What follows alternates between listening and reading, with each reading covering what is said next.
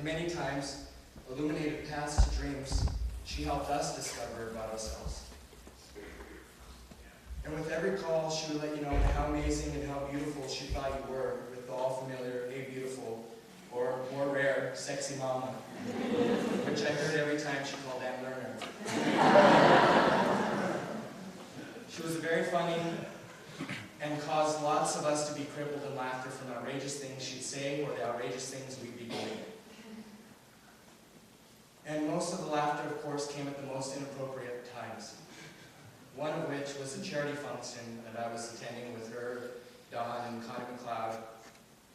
And we got the giggles and we realized it was during a prayer. Well, we all tried to contain ourselves, and I think I heard Melanie kind of chuckle and crack, which made me, of course, I was always the first to go. And to avoid everybody from staring at me, I think I actually ducked under the table or tried tying my shoe or everything else I could to distract the laughter from coming from me, and hopefully they'd think it was somebody else at the table.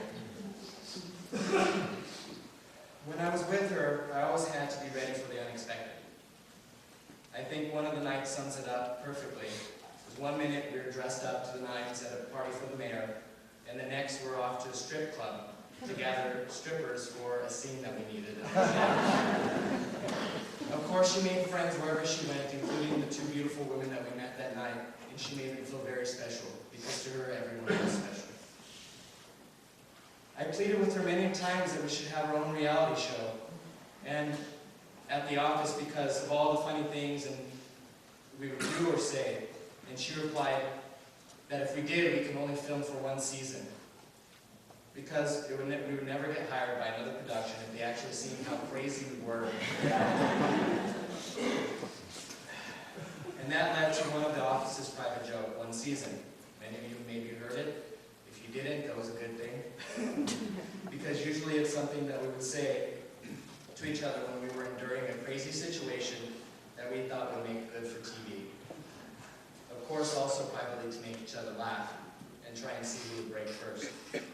But what I truly loved the most about Gwen was when we'd pry ourselves away from work and go hiking. Which was very hard to pry Gwen away from work. One of my favorite memories was the time that we spent a day in Hennis, where she asked, should we attend a party for the mayor? And I think we had already gone to 4 or 5. And I said, we have the whole rest of the time that we have to work. We need to go to Hennis. It's a trip that we probably planned for about 3 months. The next weekend anytime. We all were there, and the whole day we were calmly convincing Scooby, her son, to overcome his fear of everything. The water, the tree, the wind, the big crack that we actually had to carry him over a few of them. And there's a slide that you see of Scooby perched like a pigeon with Gwen as his wire over the water as she rested her feet on one rock and her back on the other. And it was because Scooby loved her, but it was probably more because he was scared of the water that was underneath him. I thank God every day that He blessed me with another sister. For the amazing people that are in my life today that would not be there if not for her. She helped all of us through many times, one being the loss of my sister last year, and why I was so grateful to Gwen, in addition to thousands of many other reasons. Gwen, now you truly can be everywhere at once. I love you.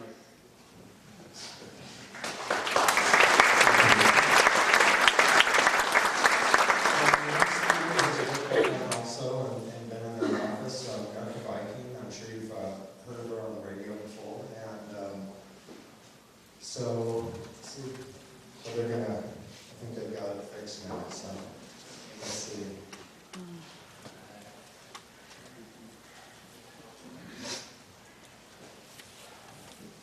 Well, I guess I'll speak a little bit while they're working that. I will say that there's, Gwen had been there for me in even my darkest days. I will tell you that I had a very bad problem in my life. And Gwen came to me. Gwen had been a missionary and had smuggled Bibles into China and done a lot of things a long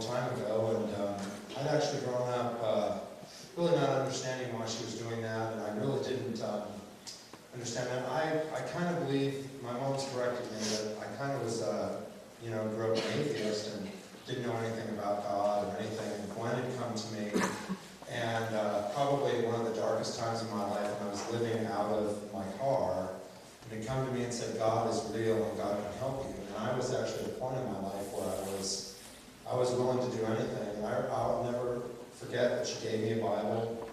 She hand-inscribed it and said, basically, that Adam, God loves you and trust in him. And so I remember one day, it was the funniest thing. I'm in the Crossroads Hotel. It was the night that I didn't want to sleep in my car and I had a little extra money. So me and my buddies shared a place at the Crossroads Motel. And the funny thing was that night I said, well, God, if you're real, prove it to me. And get me off. I had a cocaine problem. And I said, get me off cocaine. And what was the oddest thing was my life turned around that day. And I never,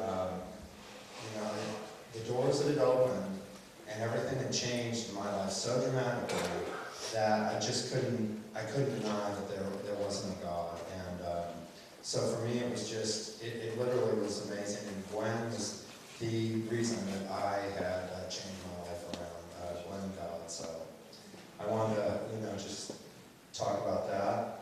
And let's see, okay, it looks like we're operational.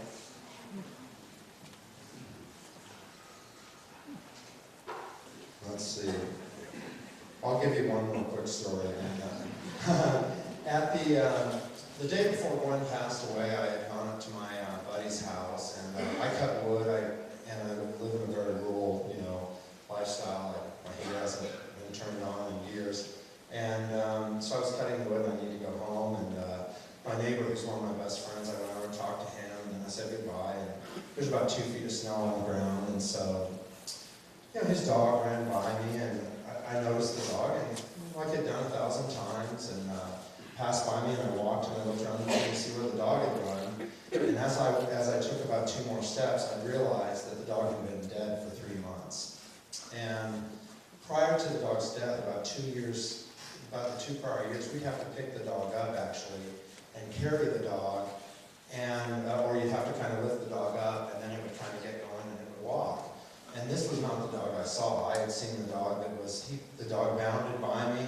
I had a little headlight on, and the dog's eye had actually reflected in my headlight. Now, I've never seen anything in my life. I've never seen anything weird. I watched Paranormal State and all those things that home was hoping that I will, but I never had. But the dog ran by, brought tears to my eyes, made me realize that this dog was still watching over my buddy, and he loved this dog more than life itself. And it just made me realize that Gwyn's in a place where she's happy, just like Gabriel said, she can watch over all of us. And it just really made me feel a lot better about the things that I didn't know were coming at the time. So I'm not sure. I guess we have this up so far, but let's let Erica back and speak.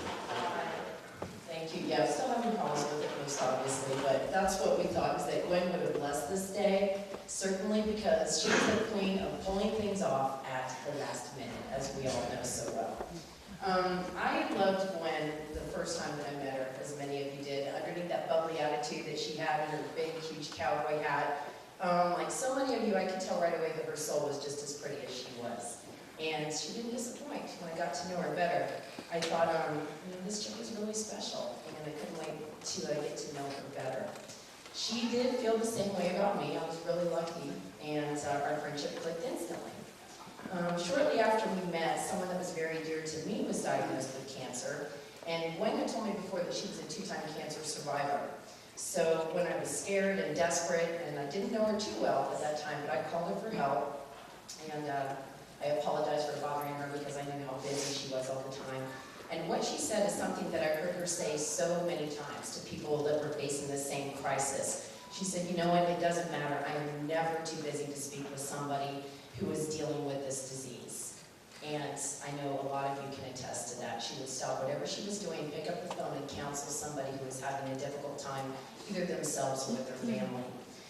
She made good on that promise time after time, and she helped so many others who had been through what she had. She had faced death before, and she didn't